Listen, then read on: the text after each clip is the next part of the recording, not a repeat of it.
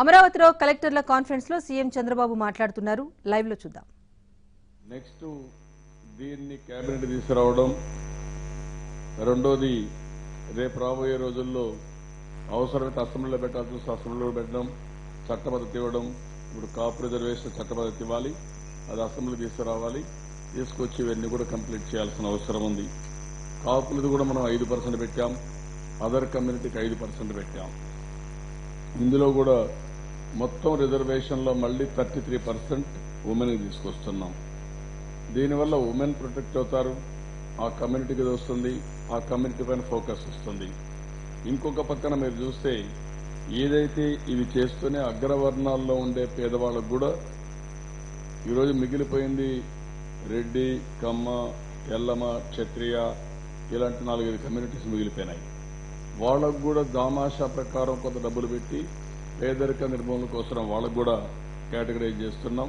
ఇప్పుడు ఎట్లా ఈబీసీస్కి ఇచ్చారు గవర్నమెంట్ ఆఫ్ ఇండియా, అదే పందాలో మనం వాళ్ళని కూడా కేటర్ చేస్తాం. అంటే సమాజంలో ఎవ్వరు కూడా మేము పేదవాళ్ళం, మాకు గుర్తింపు లేదు అనే పరిస్థితి లేకుండా పేదరికం యాజ్ ఎ క్రైటీరియా.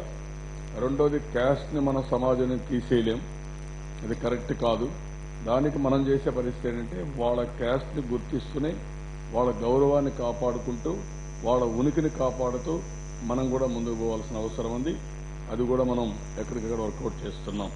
కాబట్టి ఇక్కడికి వచ్చినప్పుడు జ్యోతిరావు పూలే స్మారక భవన్ ఒకటి పెడుతున్నాం, ఇప్పటికే అంబేద్కర్ పెట్టాం, అదే వారికి ఇంకొక పక్కన జగ్జీవన్ రామ్ పెట్టాం, మూడోది ఇది కూడా తీసుకొస్తున్నాం. దీనికి ఒక 10 ఎకరాల భూమి ఇచ్చి 100 కోట్ల రూపాయలతో అక్కడ మొత్తం ఆఫీసులన్నీ కూడా డిఫరెంట్ కులాలకు కావాల్సిన ఆఫీసులన్నీ పెట్టి ఇవన్నీ కార్యాలయాలు కానీ కార్పొరేషన్ కానీ ఇవన్నీ పెట్టి వాళ్ళందరూ గుర్తింపిస్తూ ప్రజల్లో ఒక చైతన్యం తీసుకురావడానికి ముందుకు పోతాం. ఎస్సీ ఎస్టీ సబ్ ప్లాన్ మరిగానే బీసీ సబ్ ప్లాన్ కూడా తీసుకొస్తున్నాం. అదే మరిగా అత్యంత వెనుకబడిన బీసీల కోసం 90% సబ్సిడీతో యూనిట్ గ్రౌండ్ చేస్తున్నాం. 30 నుంచి 50 వేల రూపాయలు పెంచాం. ఇంకొక పక్కన మోస్ట్ బ్యాక్వర్డ్ క్లాసెస్ ఎవరైతే ఉన్నారో ఎస్సీస్ మరిగిన వాళ్ళకు కూడా ఒక 100 యూనిట్లు కరెంటు ఉచితంగా ఇస్తున్నాం. నాయి బ్రాహ్మణులకు ఈ షాపులు పెట్టుకోవడానికి 150 యూనిట్స్ ఇస్తున్నాం.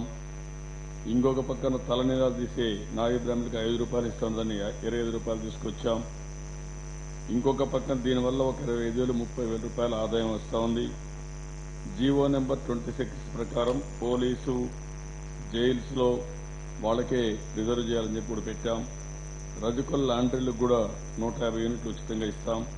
స్వర్ణకారులకు ఒక 100 యూనిట్లు ఉచితంగా కరెంట్ ఇవ్వడం. ఇదే మరి ఇంకో పక్కన ఫిషర్మెన్కి ఫిషర్మెన్ కాదు, చేనేత నూలు కోసం 1000 రూపాయలు మనం సిల్క్కి ఇస్తున్నాం యార్న్ కోసం, దాన్ని 2,000 రూపాయలు చేస్తున్నాం. గొర్రెల బీమా ప్రభుత్వమే ప్రీమియం చెల్లిస్తున్నాం.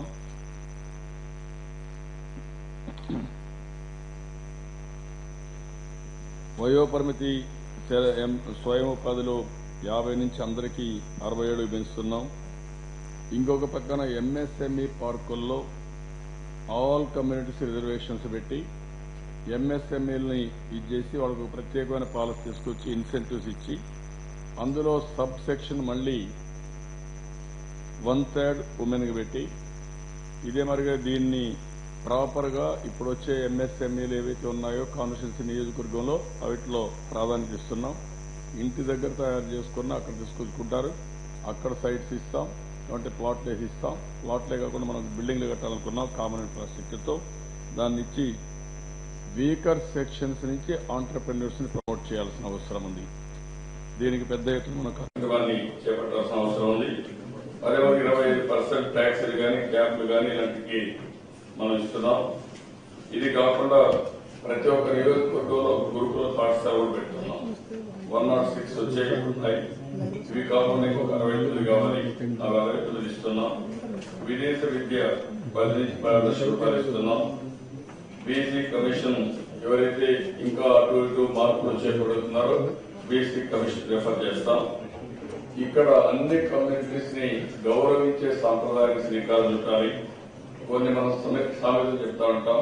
దొమ్మెర, ఉప్పర, మందుల, పామల, మండిబండ, లేకుంటే ఎస్టీల్లో కానీ లేకపోతే ఎస్టీల్లో కానీ వీకర్ సెక్షన్స్ ఎవరిని కూడా కించపరిచే విధంగా ఎవరు మాట్లాడకుండా వాళ్ళ గౌరవాన్ని కాపాడేగా మనం కార్యక్రమాన్ని చేస్తూ అలాంటి పదాలు కూడా ఉపయోగిస్తే దాన్ని బ్యాన్ చేస్తున్నాం.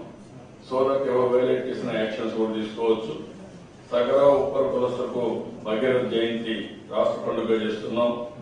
ఇప్పుడు డోలు మరియు నాదస్వరం ఇక్కడ నేను మిమ్మల్ని కోరేదంటే over a period of time different communities different ways లో మీరు చూస్తే చేతి వృత్తులు కుల వృత్తులు చాలా వచ్చాయి. That is the knowledge. ఆ నాలెడ్జ్ ని మనం ఇగ్నోర్ చేసేసాం. ఇప్పుడు మ్యూజిక్ అనేది ఈ డోలు నాదస్వరం ఇవన్నీ చూస్తే ఇప్పుడు కొత్తగా మనం అన్ని టెంపుల్స్ లో గానీ సినిమాల్లో గానీ పెద్ద డిమాండ్ ఉంది. అలాంటి మనం ఇగ్నోర్ చేసే పరిస్థితి వచ్చింది. ఇప్పుడు మీరు విజయనగరంలో ఆ రోజు ఒక మ్యూజిక్ కాలేజ్ పెడితే ఘంటసాల, సుశీల అందరూ అక్కడి నుంచి వచ్చినట్టే. That is the beauty of that music school. అలాంటి మళ్ళా మనం రివైవ్ చేయడం, స్ట్రెంగ్త్ చేయడం అవసరమైతే దీనికి కిట్ ద్వారా ఇక్కడనే మన రాజధానిలో మంచి స్కూల్ పెడితే ఈ మ్యూజిక్ ని ప్రమోట్ చేసే అవకాశం ఉంటుంది. ఇంకో పక్క మల్లమాంబ విగ్రహం పెట్టుకుని శాలవారు కూడా పెడతామని చెప్పాం. బుడకుక్కల మరియు దొమ్మర సంక్షేమానికి జిల్లా స్థాయి కమిటీలు ఏమన్నారు, ఇవి కూడా వేయడానికి ముందుకు పోతున్నాం. మొత్తం దగ్గర ఒక 3,000 కోట్ల రూపాయలు చేసే పనులకి మనం శ్రీకారం చుట్టాం. ఇవన్నీ కూడా జీవోలు ఇష్యూ చేసిన జీవోల్ని ఇమీడియట్ గా అమలు చేయడం, ప్రజల్లోకి వెళ్ళేట్టుగా అన్ని ఒకటేసారి కాకుండా ప్రజల్లోకి వెళ్ళేట్టుగా ఎవ్రీడే ఒక 2-3 జీవోలు తీసుకొచ్చి ఒక పద్ధతి ప్రకారం మనం అవేర్నెస్ తీసుకొస్తే బ్రహ్మాండమైన ఇంపాక్ట్ ఉంటుంది. మనం పనులు చేయడం ఎంత ముఖ్యమో ఆ పనులన్నీ ప్రజల్లోకి తీసుకుపోవడం కూడా అంతే ముఖ్యం. అందుకే ఇది ఒక హిస్టారికల్ నిర్ణయం. ఇది మీరందరూ గుర్తుపెట్టుకోవాల్సిన అవసరం ఉంది.